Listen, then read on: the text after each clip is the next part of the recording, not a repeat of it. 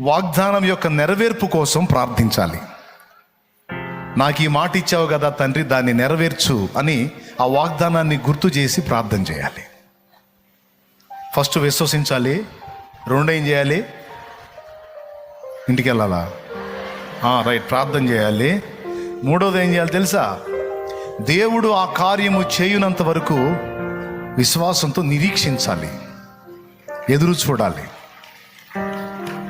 అర్థమైందా? కొన్ని వాగ్దానాలు చాలా వెంటనే నెరవేరుతాయి. వినండి, ఇక ముగింపు, నేను వెళ్తున్నా, అక్కడ చాలా ఆత్మలు ఉన్నాయి. కొన్ని వాగ్దానాలు వెంటనే నెరవేరుతాయి, కొన్ని వాగ్దానాలు కొంచెం టైం తీసుకుంటాయి, కొన్ని వాగ్దానాలు ఇంకా ఎక్కువ టైం తీసుకుంటాయి. కానీ నీకు మాట ఇచ్చిన దేవుడు మాత్రం నెరవేర్చక మానడు.